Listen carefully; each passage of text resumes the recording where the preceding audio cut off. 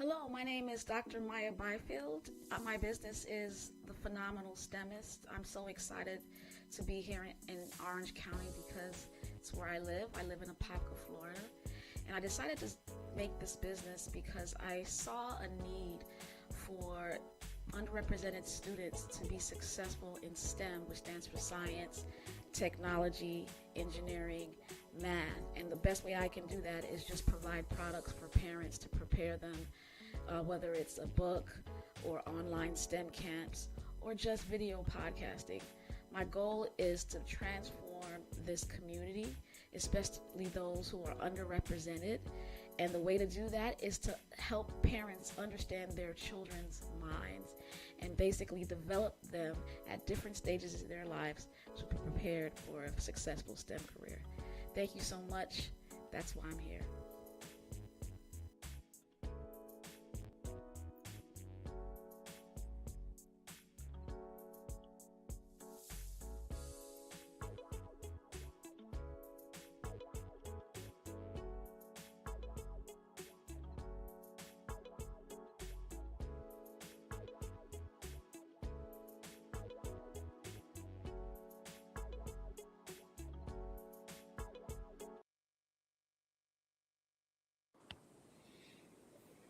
Hey, hey, hey, it's the phenomenal STEMist. Good evening, good evening, good evening, everyone. I am so excited about this podcast. I'm so excited about this podcast.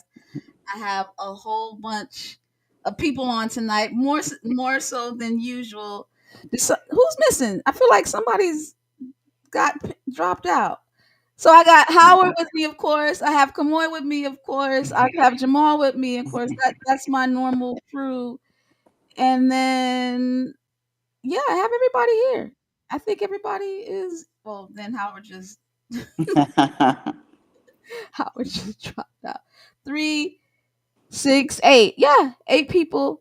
What's going on? The normal crew, phenomenal STEMist crew, Dr. Kamoy Harris, OBGYN, Howard Webley, FDA, microbiologist extraordinaire, and then Jamal, of course, uh, computer scientists, That'll work. executive. Right, we love STEM, but I am with my crew from Oakwood University, Oakwood Forever. We are doubling up a little bit. It's an Oakwood Forever podcast, uh, and it is Phenomenal STEMist podcast coming together. We are celebrating 25 years, and so I have STEM professionals, with the exception of Brian. Y'all are just using me for comedic relief. I'm saying isn't this my last time? Have I It is made our my commitment? it is our last podcast before Alumni Weekend, which is next weekend. And Brian, you have been amazing. You have been amazing. I am so grateful for you rocking with me for the past. We've been doing this since December. We've been doing a podcast, an Open Forever podcast. You've been awesome. So I Well, want to thank you especially because you were so great. But I have joining me. I have uh Kybra, I have Sharonda, and I have Ken. Science majors with me at Oakwood. I finally got them in the room. And all three of them have transitioned into not really transition. They're still doing STEM. Of course, they'll be STEM forever. Biology majors, biochemistry majors.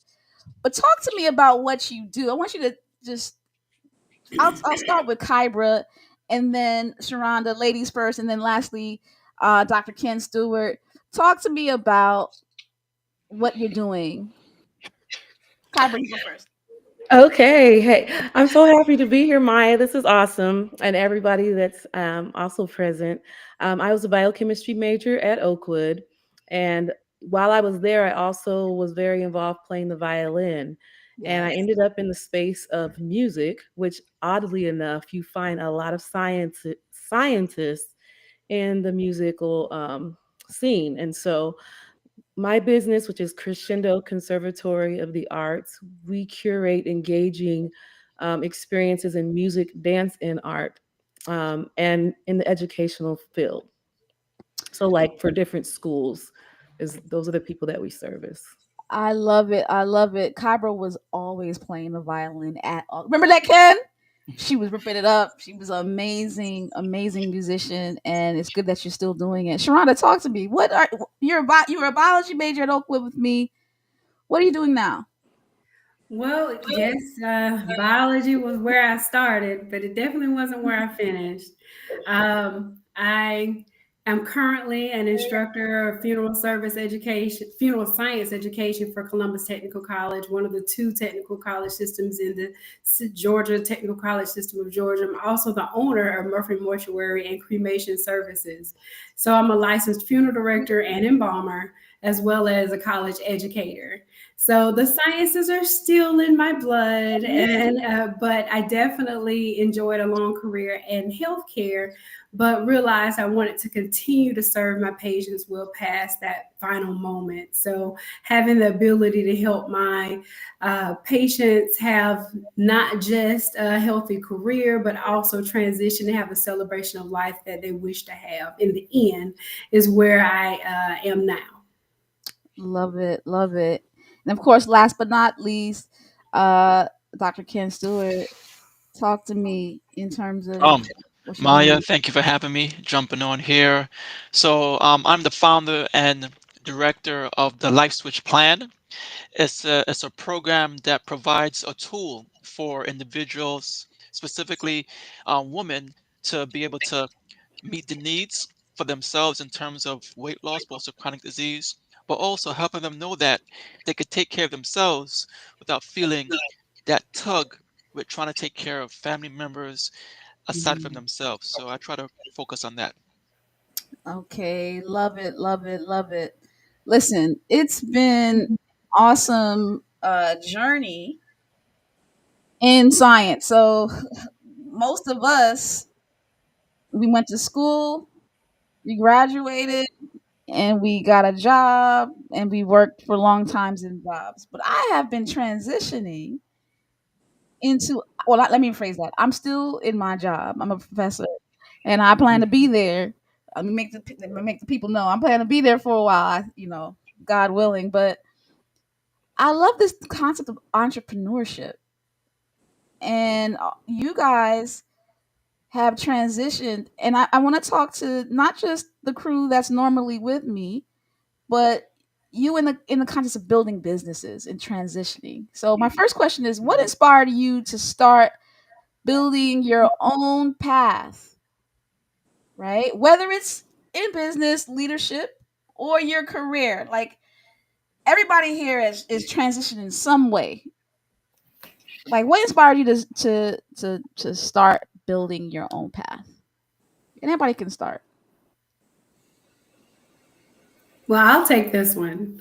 Mhm. Um, well, for me, I want to say what inspired me is that I saw the need. In my small rural community, I saw that there was an opportunity there to provide quality service for my families. And it was something watching my parents as I was a child.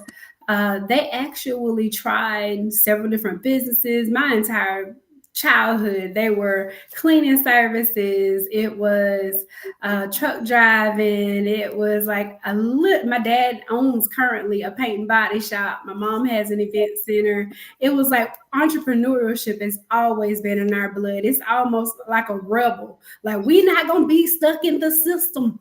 We are constantly looking for a way to make additional revenue, not just stuck to what that salary says, but being able to go above and beyond. So that's something that, and don't get me wrong, I got a teaching job too, with benefits, so, and don't plan on going nowhere anytime soon unless the Lord really blows one of these businesses all the way up. But I definitely feel the same way in that I have that rebel spirit in me and want to have an opportunity to provide services to those. And if we see a need, we rush to provide that need for those individuals that need. And for us, it was the funeral service, our most recent endeavor. And that was opened up, a couple of years ago. And so we're newbies in the field and funeral service, and so we didn't see, honestly, in this area there is no Adventist funeral home, like run by anybody of our culture. And so Got that you. being said, not understanding that we don't want our services on Saturday, understanding that we want to make sure we have something that's more reverent and not kind of a spectacle, and something that, provides the respect that our loved ones would like to have, was a key component in us opening the funeral home. So that's something that I definitely want to make sure to stress. And I know even for our class, I've been pegged to help with our memorial. So I'm excited to be able to do that for our class and look forward to providing that support in that way. So at any point, I'm a resource. Love that. So you see a need, solve problems. Yeah, solve problems. I hear that entrepreneurs want to see a problem and solve it. Mhm. Yeah, yeah. Yeah. Anybody else? I think for me, two points kind of help me to kind of help me create the life switch plan. One is a couple years ago, probably 10 or so years ago, I was working with a client, you know, um, and she was in school, and at that time I was working at a university here in California, and I was working with her. She wanted to lose weight, working with her for like roughly a year. She met with me roughly every other week for a year, and she, at the end of that year, she lost roughly 100 pounds. But she didn't lose it in a way whereby she was on some type of diet, she was on some type of specific eating pattern. It was more so it was more Like that. so making a lifestyle change and sticking with it, even though there were times where she faltered, or she had to travel and she had to kind of work things out with that, but she kept it going and she lost the 100 pounds within like a year. So that was one thing. The second thing is, in my research, I realized that a lot of women, well, I'm sorry, I don't want to say a lot or all, but a good bit of amount of women, some of them feel that, hey, specifically my mother, hey, you know what? Let me focus on meeting the needs of the family, taking care of my dad, taking care of myself and my siblings, and in doing so, she neglect taking care of herself. And the concern that I see is that oftentimes for her, I believe for her, she'd rather focus on others rather than herself, because she feels as though if she focus on herself, he may feel that, hey, I'm being selfish because I'm focusing on myself. So those two rationales and thinking led me to develop the life stage plan, which focuses on women and helping them achieve their goals, helping them with their lifestyle change, and helping them know that, hey, you can still take care of yourself, but also take care of your family members. So those are two factors that help me to create the life stage plan. Love it, love it. Anybody trying to transition? Those of you who are not entrepreneurs, anybody else trying to transition to something? And what made you start building your own path versus just sticking to something? That's for my people who went over in there. Yeah, Jamal, you want to say something? Go ahead. yeah, I can go. I mean, just that when I had started a business a long, long time ago, and but then I ended up selling it and went back to working for the man. But every now and then, you get the itch to want to go in and do something, and so the question just becomes, all right, do a lot of people think of, okay, the entrepreneurship where you go in and you start it from the ground up and things like that. So one thing I vowed is that if I do it again, I'll do it with capital and, probably buy a business, Mm, and things like that. So, there's the possibility of getting back into it for sure.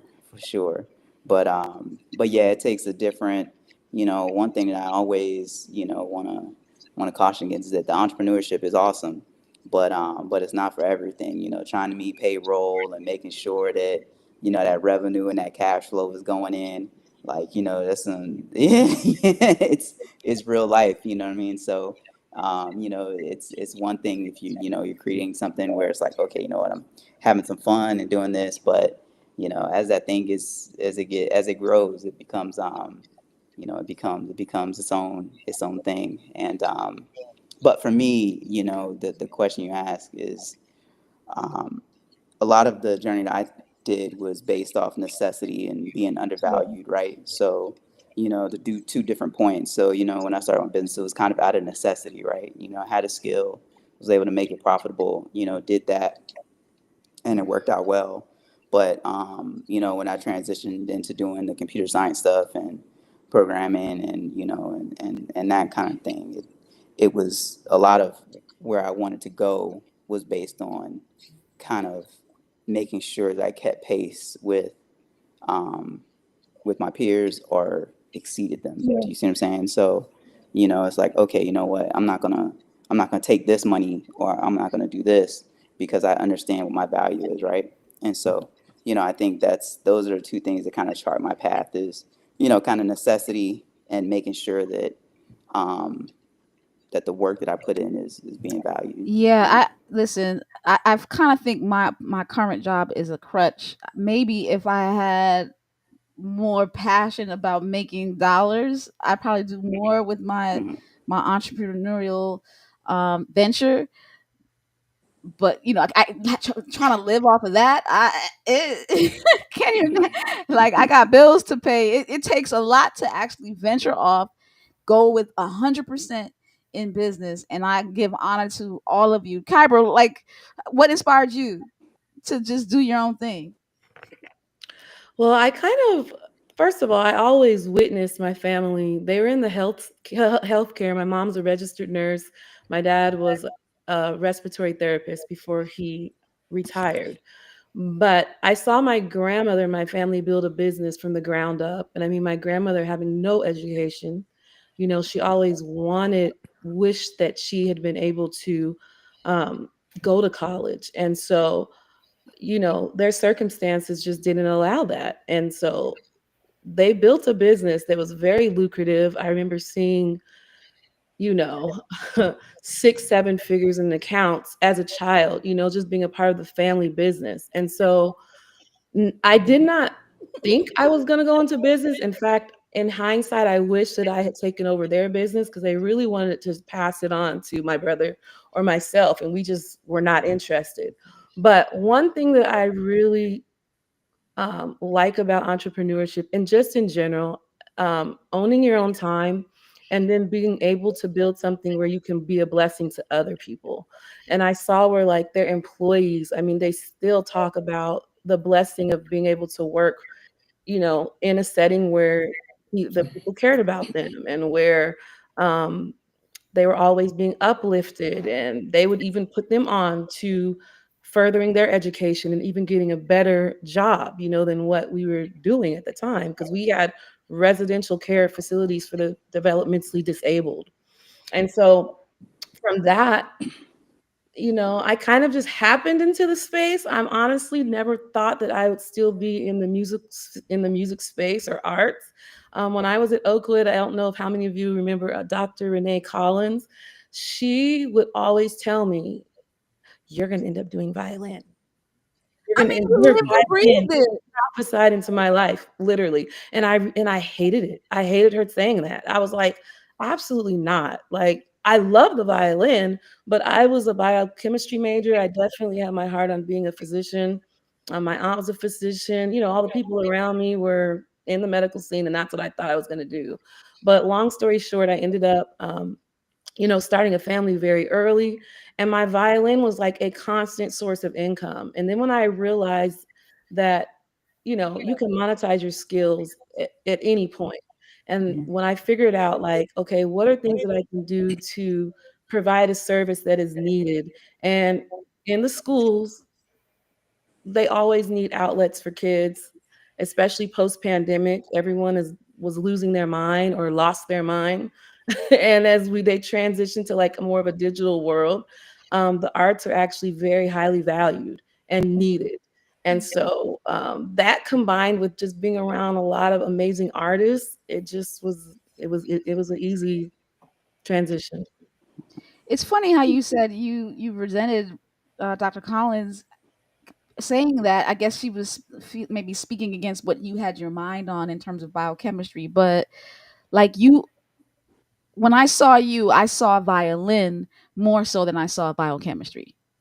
You know, it's like you loved it, you lived it, you loved to do it. It came out of you. So you had to buck your own thought pattern, because back in the days, 25 years ago, it was medicine and this is what you got to do and this is the best way to make money. But like you said, you could monetize anything, especially now. We'll get into that a little later. If you guys have anything else to say, just pop in. But if not, I'll jump into the next question. What are some of the biggest challenges you faced when you created your own path? Or how did you overcome them? So what do you think the biggest challenge is by moving into this new space? I Yeah, go could ahead. jump right in on that one because Mhm. the biggest thing is just having faith, um, and not following the path like that everyone else is following. Because that's, you can have a lot of self doubt. Um, God can be opening doors, but you self sabotage because you Mhm. are listening to the voices of everyone else. And I think that is the biggest thing. And then you have to start putting yourself in circles with people that think the same, and those circles are different. Those circles are different. Yeah, those circles are different. Biggest challenges, guys, in terms of transitioning. What's the hardest part? Well, for me, I have to say mine is that funeral service is a very much male dominated profession. And I had a very difficult time finding a funeral home that would allow me to an apprentice. Here in the state of Georgia, we're required to have 3,120 hours of apprenticeship, not required to be paid, but it's required to be worked and reported to the board. I know, not paid. But but there was a very hard for me. I applied to several different funeral homes, and eventually one signed me, but they never would call me to come and do any work. A friend of mine, she knew of a funeral home, and I went and met with the gentleman, and this second funeral home brought me on and put me to work. So it was a breakthrough blessing, but again, no pay. So the sacrifices was great. But I was working at teaching medical assisting for the Technical College System of Georgia at that time. So it wasn't that I was not making income, but it was double work. It was 20 hours per week at the funeral home and 40 hours a week for my job. So of course that was quite difficult, but once I got through it and then I finished the educational requirement, passed all the tests, of course now I'm able to now teach it as well as work in the field. But it is a price to pay to be a servant in the community and funeral service. So definitely notice and appreciation. You gotta love to do it to want to do it. It has to be a call, honestly and truly. And you know what? To your point, a lot of people, when they want to go into entrepreneurship, they say, I'm going to quit my job. And I heard this from many people. No, don't do that. You better keep that job, like, and try to live off of, the pressure you put yourself in, your family in. I'm going to go into full time my business. No, no, no, no. Keep that job. and build your business on the side until the business income on the side outlasts or outweighs, and the job that you have is actually hindering you from making more. I think I've heard this before. This Yeah. concept. Don't say you an entrepreneur because you just don't want to work a job now. Come on. Brian, it looked like you itching to get in. I want to hear some comic relief. Talk to me. What comes to your See, it mind? wasn't comic relief. I just had an honest question as far because I actually thought about going into mortuary science, more of just the care and comfort and being there to stand and support, a family in their time of grief. But I was always wondering, like, how do those individuals like remain straight faced when you're just confronted Mm. with levels of grief that is just it's got to be heart wrenching on the inside, but professionalism says I can't show it on the outside. Mm, So during the 3,120 hours, that is a lot. I will remember that. that's a lot. And it was free. Got to put that out there. Was there a course or explanation on how to remain reserved in the event of grief? And now that you have your own business, do you steer those individuals to a mental health provider in order to help them adjust to the life after their loved one is in the ground? Oh, great questions. Okay, so for myself, I was coming out of healthcare, so being in the patient in the room with my patients. One patient was having a baby, is super excited. Next patient found out they had a terminal illness, and I can't be excited for that. So having the ability to compartmentalize is essential in healthcare. And so transitioning into funeral service, it just allowed me to be able to exercise that muscle even more, and being able to provide, keeping in mind, I'm here to, because I'm an emotional person. And I, as a healthcare professional, I really do believe I have like an emotional sensitivity to what people are going through. And I just react. I want to support. I want to help. And so, but I had to realize that I am here to provide a service, and I'm here in a professional capacity. And in that capacity, I can't serve them if I'm emotionally compromised. I have to realize my best service to them is to support them through their grief and bereavement and assist them to get to a healthier state.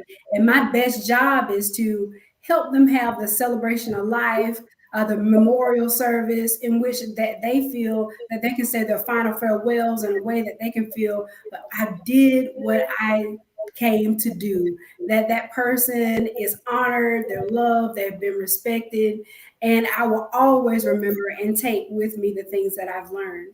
Now, for my families or for my students, I do encourage them to.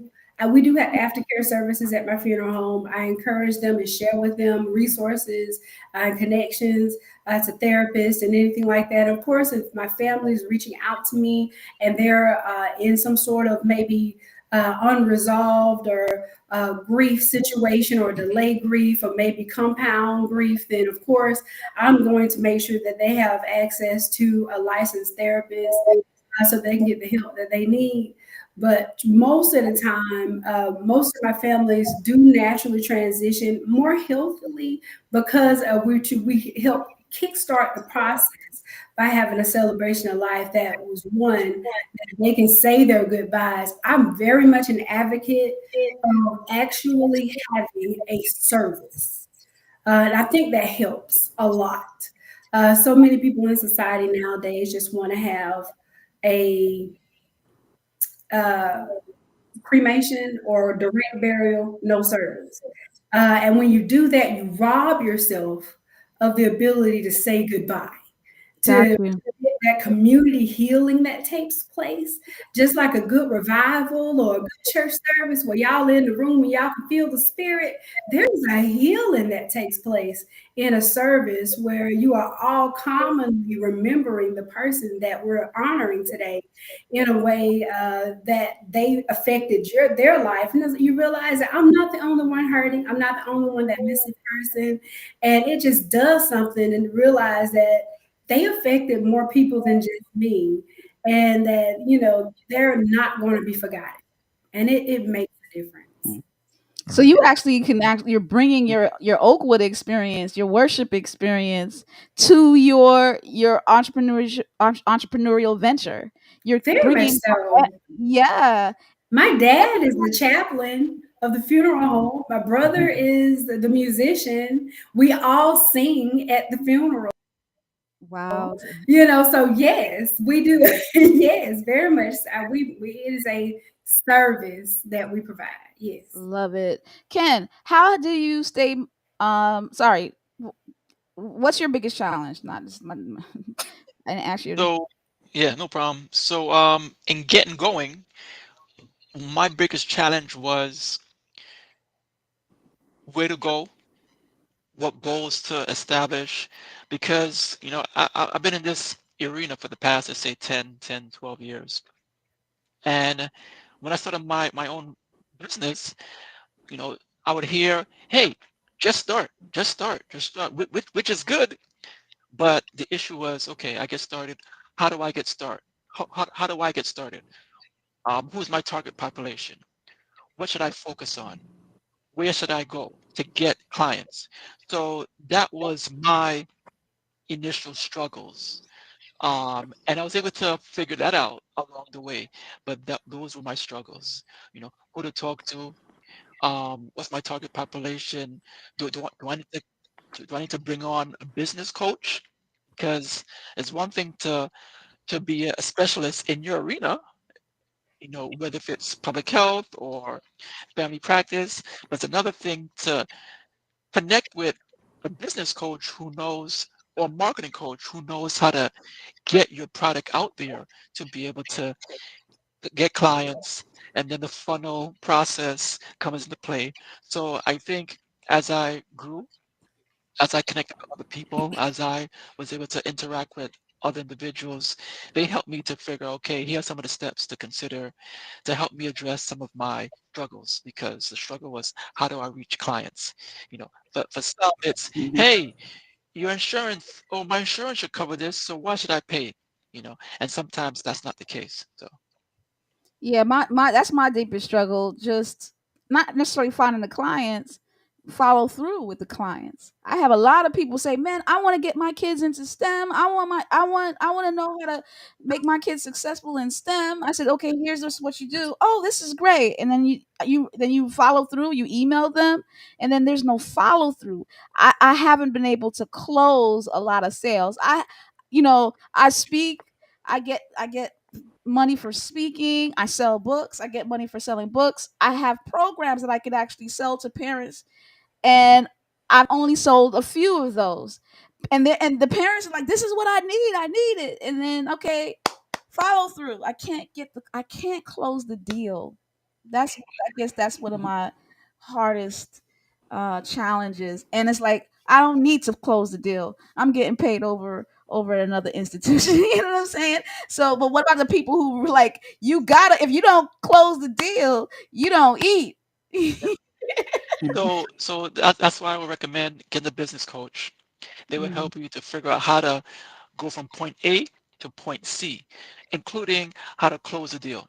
gotcha. So that's what I would recommend, because hey, it's hard to follow through. It's hard to figure out how to contact this person. You know, they check your email, and you can see if they checked it, and then you can follow through with them. And hey, you checked the email and everything. How can I help you? And I think your business coach will help you to and guide you into how to close that deal with that person. Or what do you do when you're going out and you're giving your talks, and individuals are coming up to you saying, hey, this and that and the other. You can have a set plan. Step one, do this. Step two, do this. Step three, do Gotcha. this, and then you can close a deal. So a business coach, I think, is the way to go. Love it, love it, love it. Brian, you look like you want to say Yeah, I something. got a question. Okay. For those that have their own business, and thank you for sharing, how do you prevent your friends for asking for a hookup? Yeah, let's be real. Your friends were like, oh, I remember you from Oakwood. We used to we used to go to the ice cream shop. Can my child go get what is it, violin lessons for free? Kyra. You know what? The people that I consider friends, they would never ask that, and I'm the same way. I'm not a person that asks for hookups, so it's easy for me to implement the same, the same mindset. When I get up something of value from a friend, I want to pay them, and I want to pay them full price because they're worth it. And Full price. because then when I ask my prices, I expect people to either be able to pay them, or if they choose otherwise, that's fine. But that's one area I had to really not compromise on, because that's a slippery slope. And I establish it first. Like, I'm one of those people, I do not haggle prices.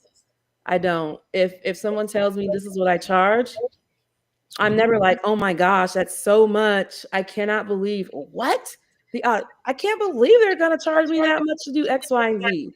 I've been very intentional about not being that person. Um, and so it's easy for me to set my prices. You know who I learned that from? My lawn guy.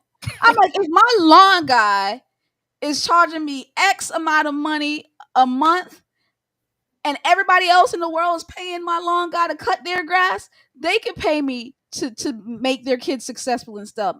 I'm done. People will go buy the Jordans for full price. They'll go to the store and buy this for full price, and then they try to get me for discount.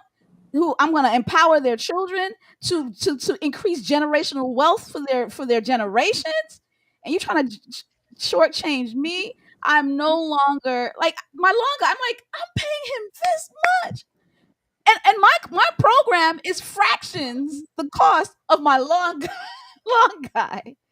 So yeah. Howard, you look like you itching to say something, but you're like quiet. Talk to me. No, I just someone said it earlier, the importance of value of and recognizing the value of what you're bringing to the table, and not, not shortchanging others, but also not definitely not shortchanging yourself in that respect. Because you're bringing a quality, you're bringing a certain level of, you're establishing and determining a certain level of quality that you're going to bring, like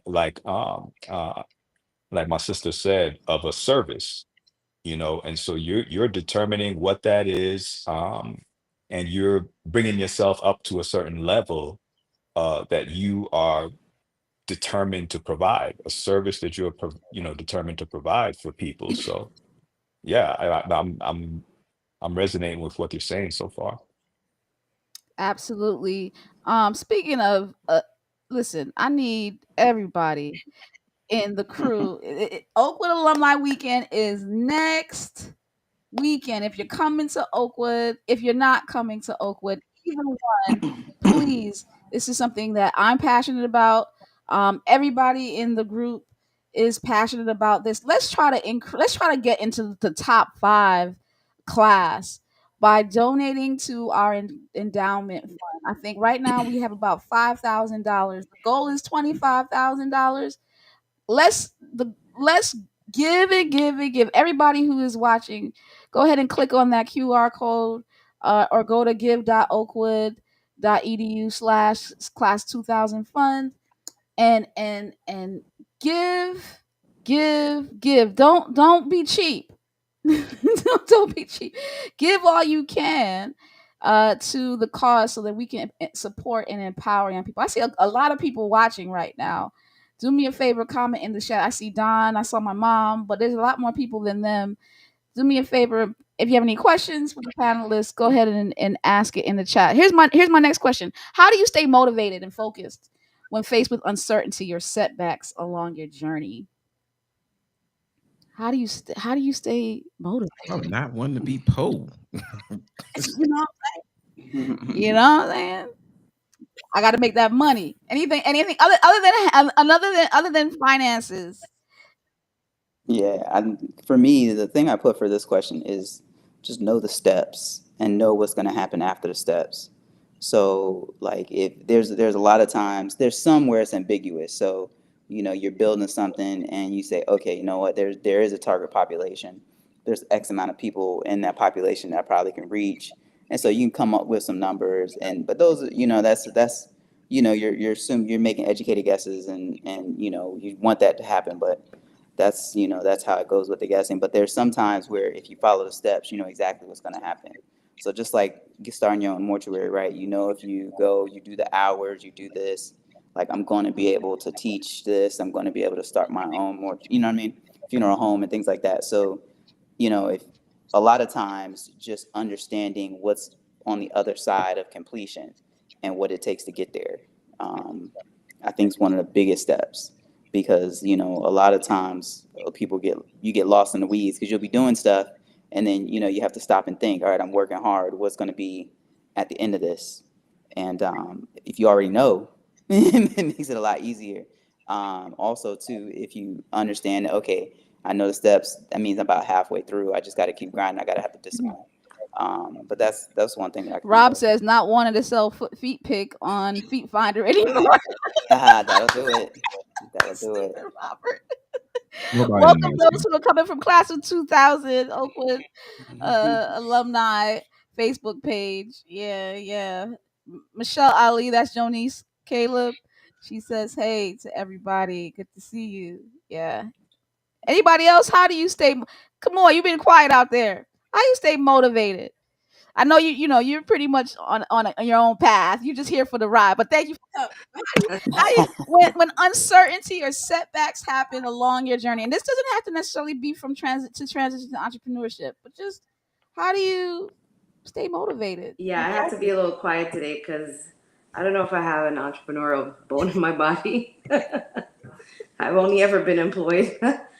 Do I have aspirations? Yes, I do, Okay. because it would be nice to be. I think they're probably a little bit more on the personal side. It would be nice to own my time.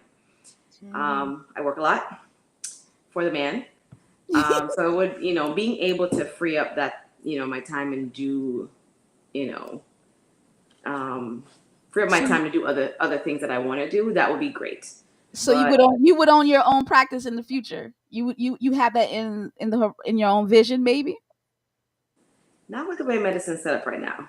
Okay, okay, That's a conversation for a different day. okay. What was it? I'm sorry. Can you remind me of the question? How you stay motivated and focused when facing setbacks or uncertainty?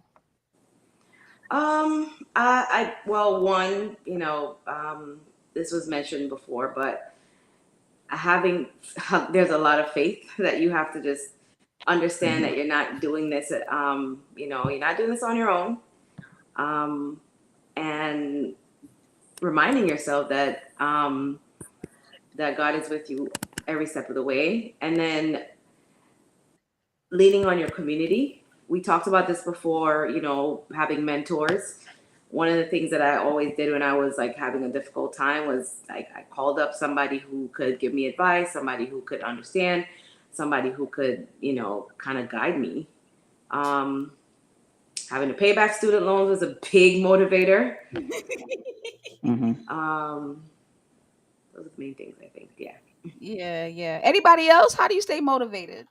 Well, Especially I'm motivated because I literally design my own life and my own day. And after going to some conferences where I was around just people executing on a high level and enjoying the life that I knew that I would want, I realized that I can design my day and my life. What would make me be excited about every day?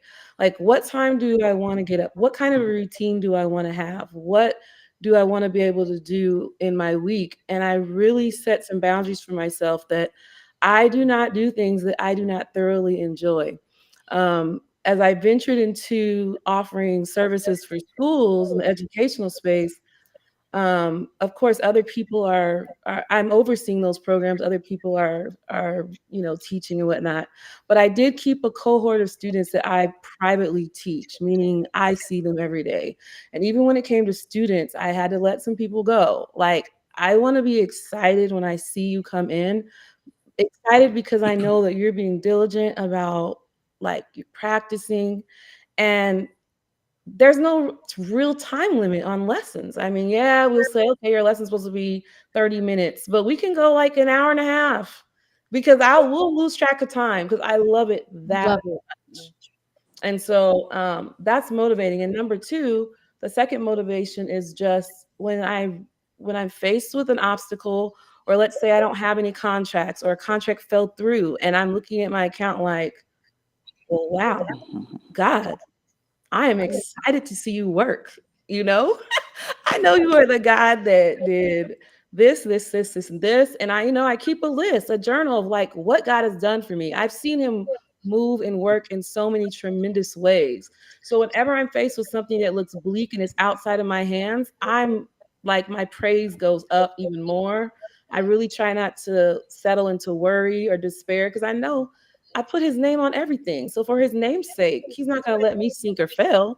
Wow. And I'm telling you, it has been a faith journey. My faith has increased even more, especially, um, you know, being divorced and then actually having to really stand on this is what I'm doing for me, and this is all that I have, you know.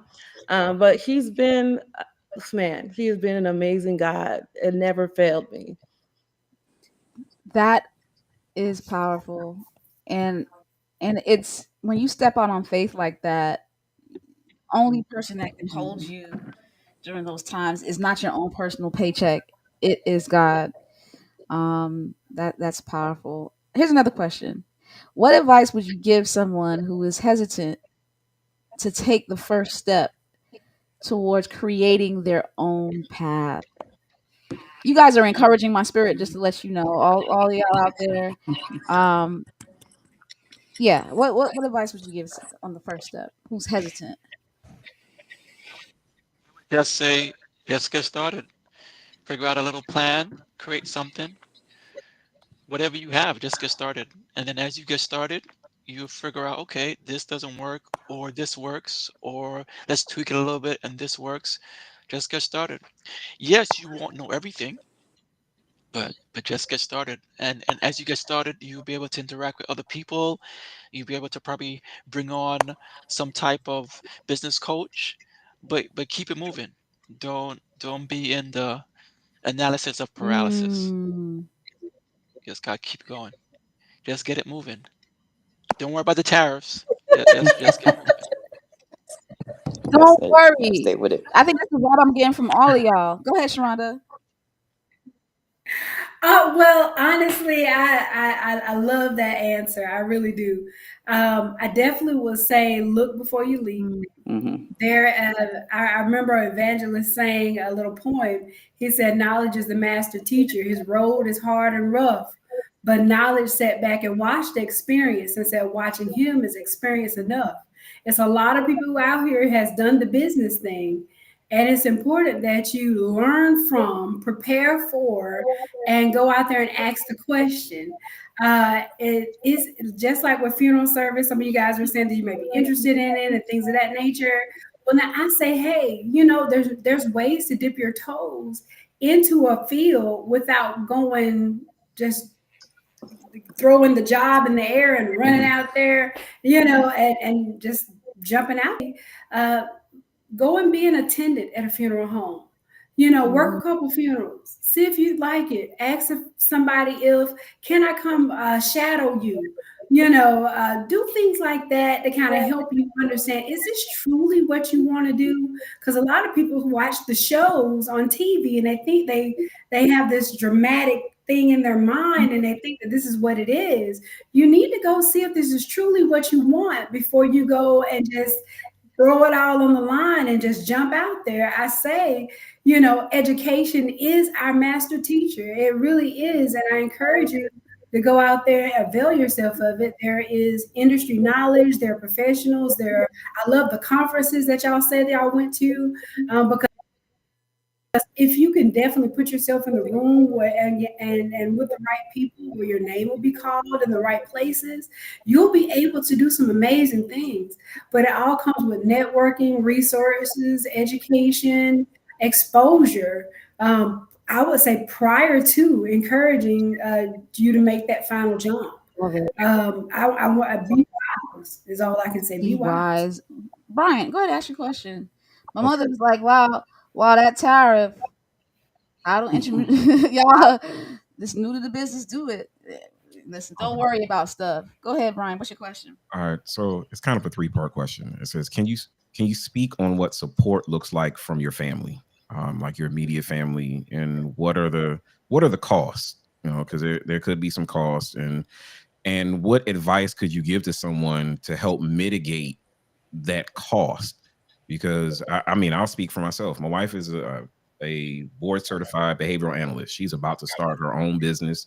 We've been working on it. It's going to take time. It's going to take time to start up, to the meetings, and we only have one child, so I can be evening parent and help out. But for those that are starting and they may have multiple children, they might have a spouse that has needs. Like, what are the true cost? And then what does support look like from your lens?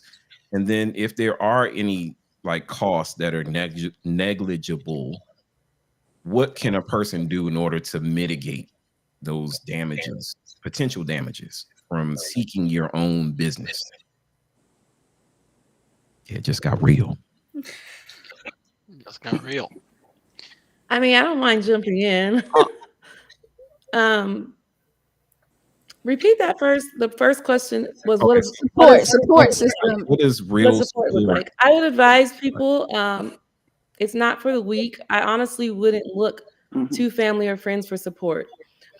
Most people are not business owners, just to be honest. So you got to have thick skin, and you got to know that, you know, that's why for me it's easy because I literally place all of my hope and everything on God.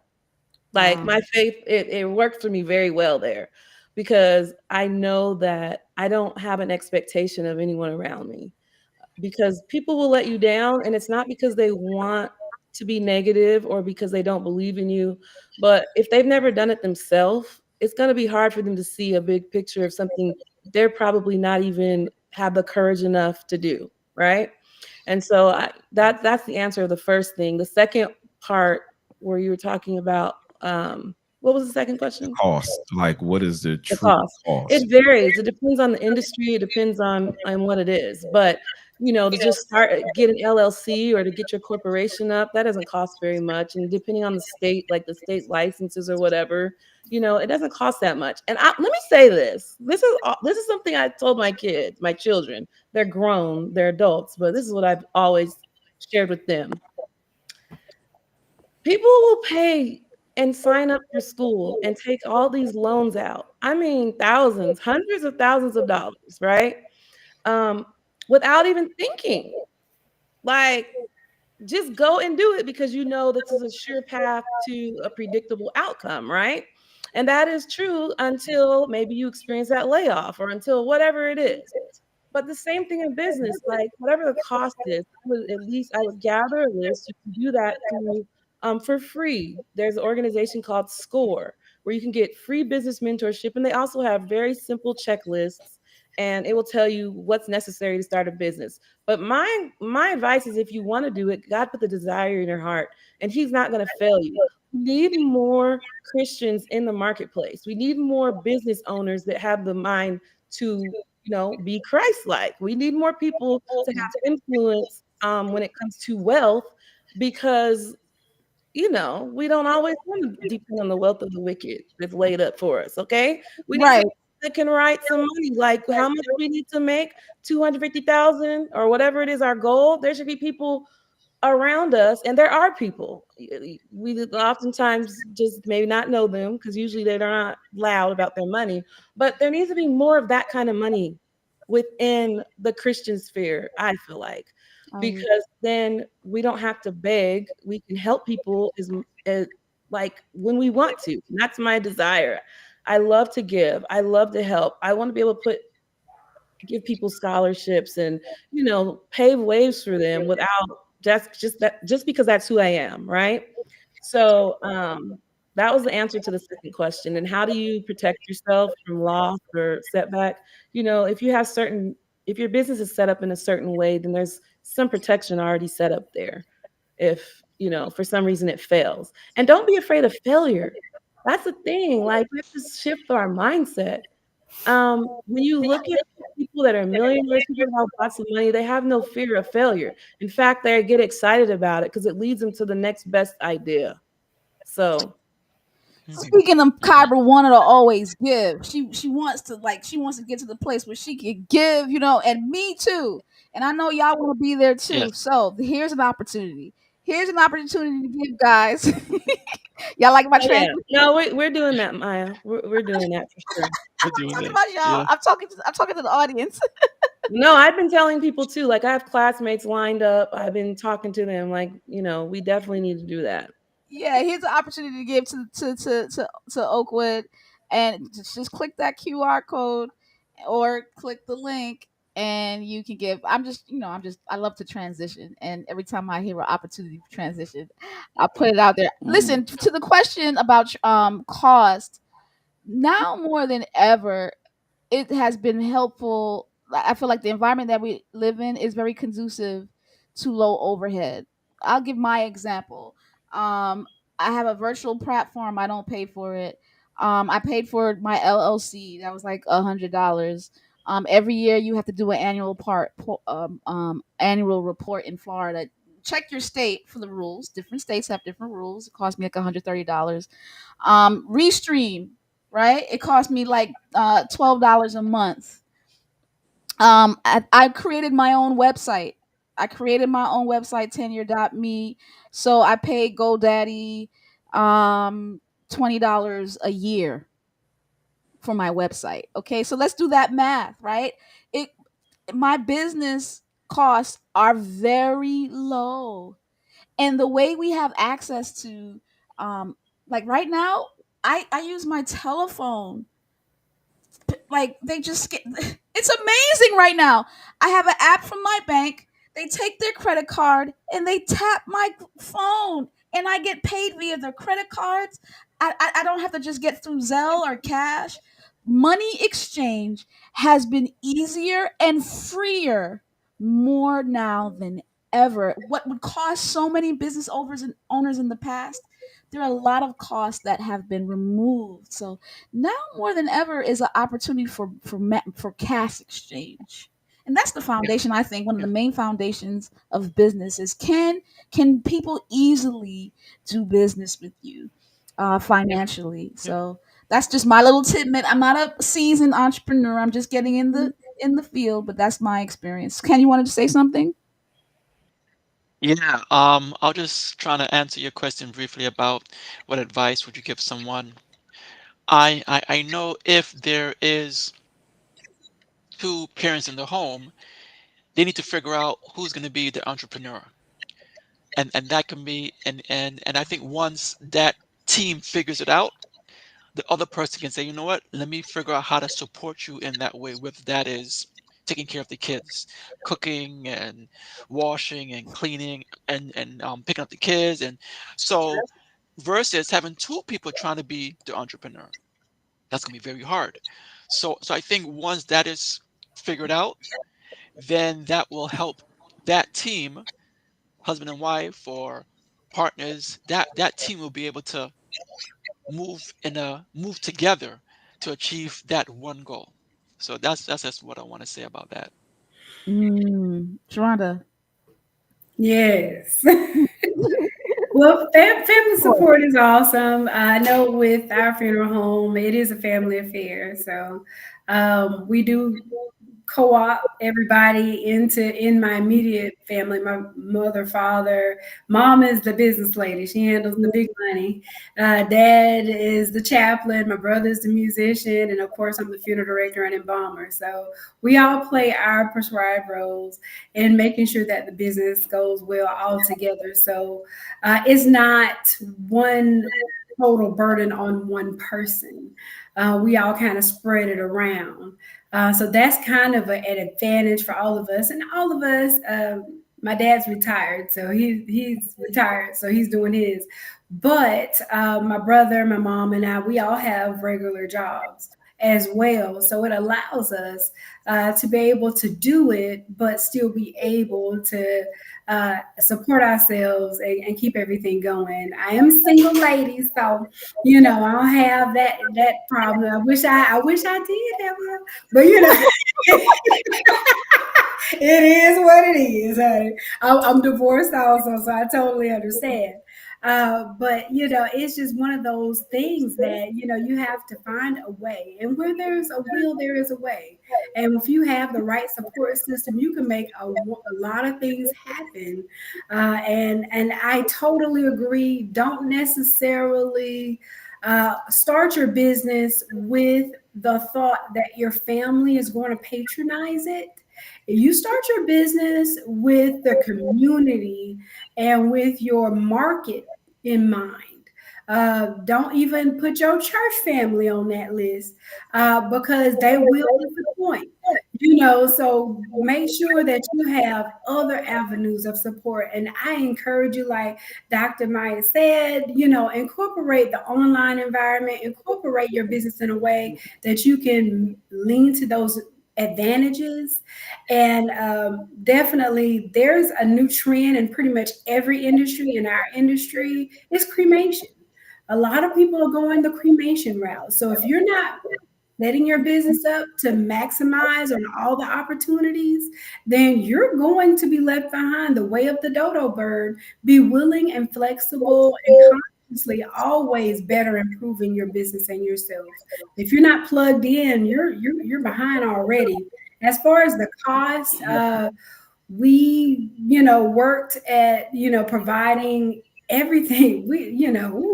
My parents will tell you in a minute, we don't start a business with nothing, boy, and the Lord makes a way. And my dad, he talked to the person that owned the business, this building, and he was like, hey, I want this building. And the man said, well, I will owner finance it for you. I'm like, are you kidding? Who does that? Wow. Who does God that? does that. That's God what I'm does that. saying. Like, if it is for you, it will happen. I mean, you don't have to go out there with $500,000 to just get started. It is if he put that in your spirit and he said, this is what you're supposed to do, I promise you, what God ordains, he will sustain. I'm here to tell you, go out there. I mean, some of the people that we talk about in the Bible were entrepreneurs. We don't even think about that, but they're walking out their own faith. They're crossing deserts and miracles happening and guiding people. They don't have no regular job. They have raising sheep and everything else. If we're not out here building wealth for ourselves, then how are we going to be able to support ourselves? If they get rid of this money system today, what we going to do? What we gonna do? What we We gonna gonna do? I Are we need believers or are we believe? Listen, we are Oakwoodites up in here. We are Oakwoodites up in here. And are we believers in God or are we believers in God? We gotta practice what we preach. Shoot, that's a sermon right there. What God ordains, He will sustain. What? Amen. Just hit us with a word today. Go We to in church. I believe in it. I promise you, I walk on it. Yeah, you gotta walk on it. All right, last question. I'm so excited for y'all being here. I really appreciate you guys really encouraging me. Looking back, and this is just a small statement because we passed our hour. But we're not gonna be there much longer. Looking back, what one key lesson have you learned about forging your own way? What's the one key lesson? I want everybody to just give me a simple one key lesson. Joni says, Kyra is right. We need more people of faith who can give these kinds of testimonies for others. I'm telling you, like, are we God's people or are we God's people? We say we are, we say our school was the school of the prophets and all that stuff. Oakwood, we got to have more entrepreneurs. And in STEM, I mean, that's the purpose, like science, technology, engineering, and math. A lot of us tend to go the unbeaten path. We go in a box and we do this, then we do this, then we do this, and we get money and high levels of money. And we say, if I do this, if I go to school, I do this, I will get this. Many people understand, and there's nothing wrong with it. There is nothing wrong with it. But what if God is calling us to empower our community in other ways? How are we going to take that step? So what's one key lesson you've learned about forging your own way, whether in life or in work? It doesn't have to be if you're an entrepreneur. This is I want everybody to answer this question. Who's going first? I say this all the time. Choose your hard. If you decide to be a bum, life's gonna be hard. If you decide to get an education and get and become an employee, that will be hard. And if you decide that you want to be an entrepreneur, that will be hard. But the choice is yours. And if it really is in your heart to be an entrepreneur, and you have something that you want to give to the community, then I would definitely encourage you to do it. Because if you decide not to, that's going to be hard, and then you also have regret. So choose your heart. Choose your heart. Love that. Who's next? One key lesson. Forging your way. One key lesson. Well, two. You Sorry, I got, go got ahead with your two. two. Disobedient Ken. To get you to focus on your heart, you need to have that faith to help you in that journey to achieve your goal. The second is you have to have a team. Have to have a team. That could be a family if it's some type of personal journey, or it could be entrepreneurial. You have to have a team, a professional team to get you where you want to go. If you don't have a team and you're by yourself, my parents would say, no man is an island unto himself or herself. So you need a team. Yeah. So faith and Faith team. team. Mine is take the risk. I said this if you go into my high school yearbook, what the quote that I took, and I lived that life 30 years later. Nobody did anything without taking a risk. So take the risk and watch God move you in spaces that you would have never have been to if you took the safe route. Mhm. Yeah. Who's Well, next? I'm going to go next. My tip would be take it from Les Brown. You be bold. You can't get out of life alive, so you might as well get out in the field and play the game. So just be bold, do your thing, whatever it is. If it's find yourself in the arena of ministry, the arena of healthcare, the arena of entrepreneurship, whatever it is, step boldly, knowing that God is there for you. So hey, be bold. Mhm. Bold. Yeah. Anybody else? Kyber, you got it. I was trying to think of one thing, Maya. All right, Oh, Brian. what's one thing? Okay, go ahead. You want to? I'll come back to you, Brian. Mm, I'll just say that you're never on your path alone. While you may not see anybody, he said he will never leave you. So walk that, take that single step. He is with you. You just, and that one step brings you closer to your goal. It doesn't have to be a big step, doesn't have to be a baby step, just a step. And he is Mhm. with you.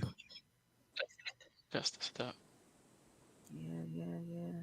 Who's next? Just stop wishing and pursue it.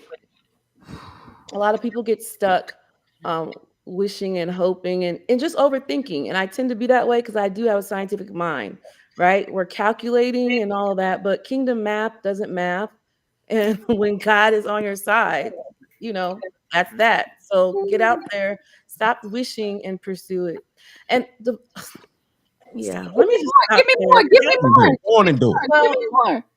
I'm saying this because I really had to zoom out and look at people who, like, what are characteristics of people that are wealthy?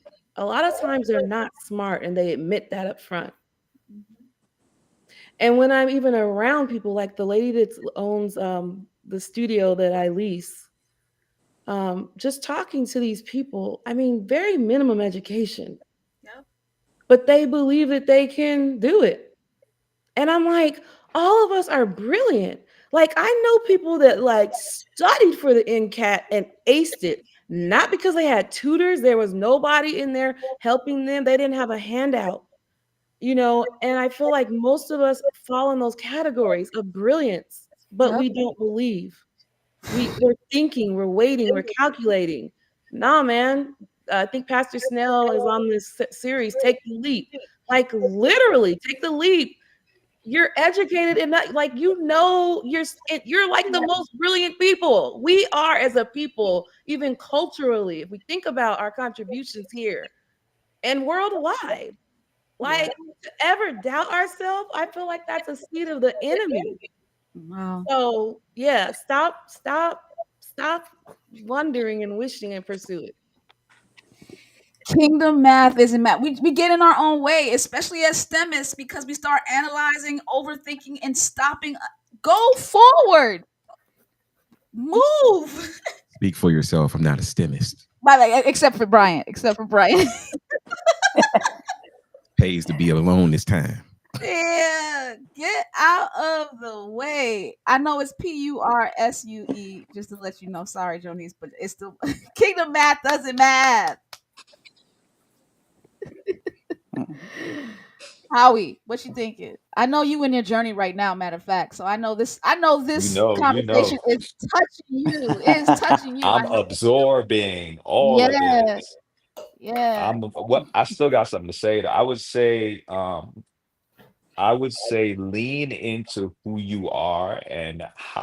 who you were created to be. Lean into it.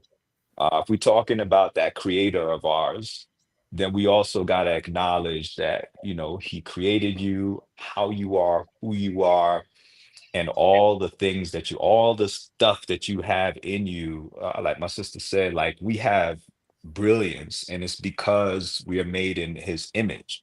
So, so for me, just to tell y'all real quick, so STEM is for life, right? STEM is for life, microbiologist, with the government, and I'm transitioning. I've reached a point now where um I'm in going into early retirement, 25 years doing STEM work.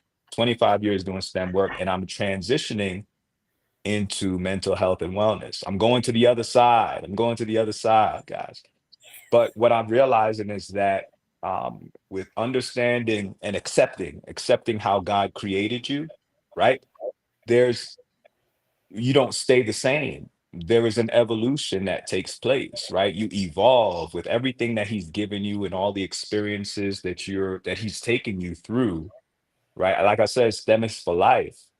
But at the same time, there's a different aspect of myself that he's been developing all this time. And you hear it over time. You hear people say, that you're this, you're that, you're really good at this, you're really good at that. Have you considered this as well? Have you considered what is it that you do again? Like, and and it's like, some people say it's the other thing. They think it's the other thing. And it's because that's something that I dabble in. That's an area that I really appreciate and love.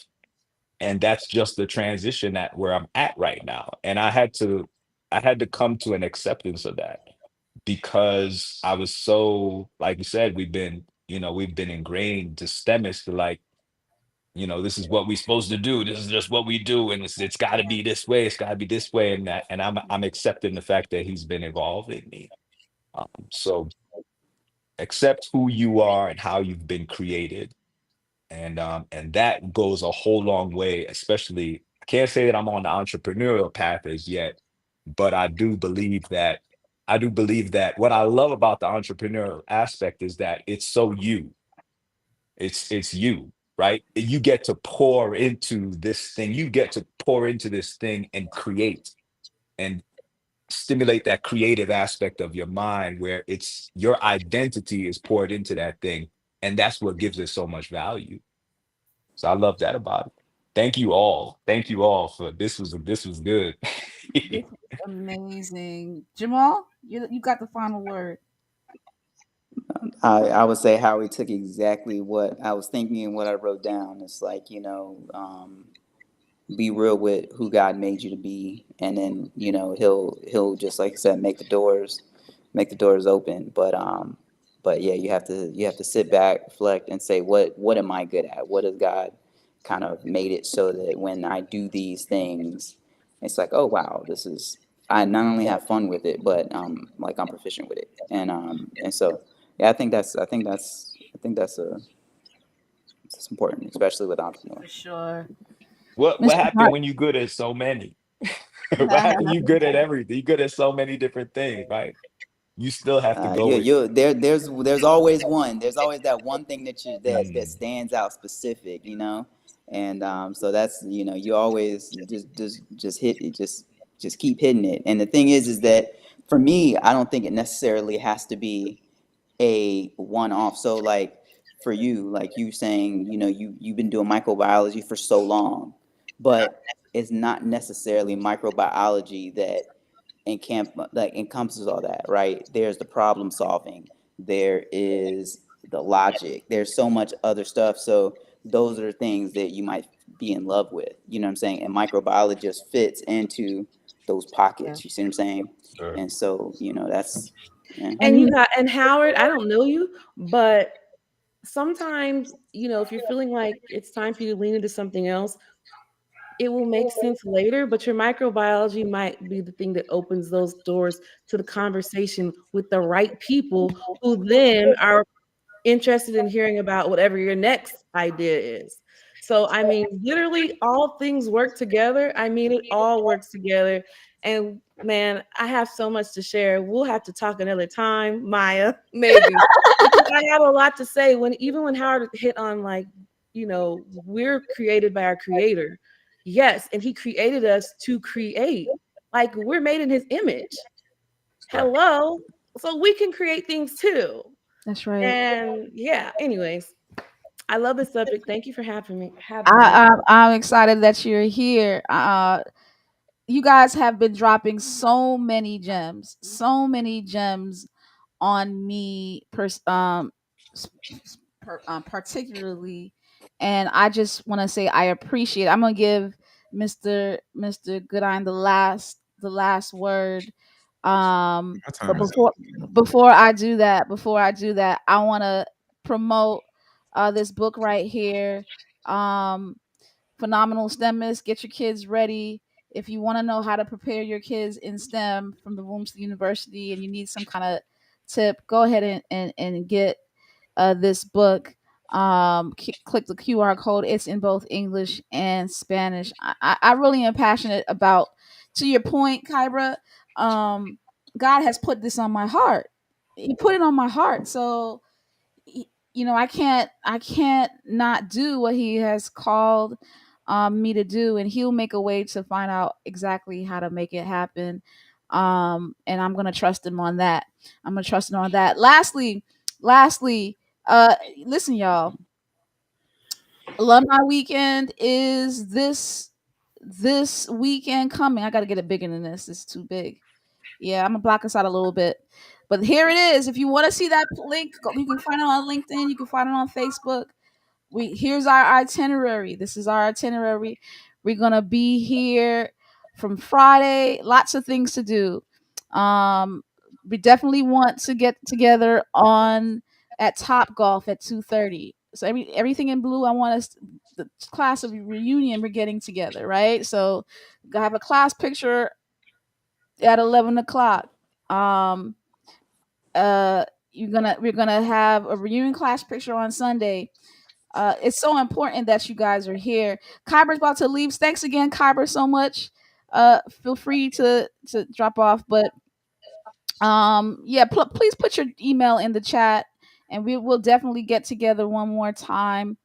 But thank you guys so much for coming. But yes, anyway, guys, it is so critical that you guys are here.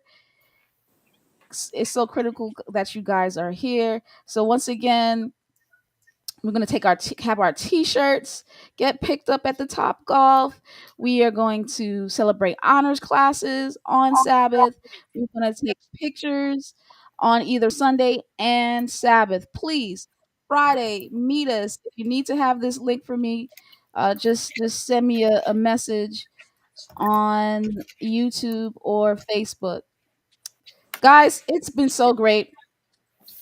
It's been so great. Thank you so much for being here. Brian, Sure. go for that. First, got to say thank you to all the entrepreneurs here. As iron sharpens iron, you have sharpened us. And thank you for sharing your gift. People used to say, don't bet on yourself. And I have to agree. Invest in yourself. And being an entrepreneur is investing in yourself. Mm. So if you've got, even if it's 5 cents, 1 cent, anything that you put into you yields a great return. So don't bet on yourself, invest in yourself. Love it, love it. I am the phenomenal STEMist, and so are all these beautiful people. Good night, guys. It's been great.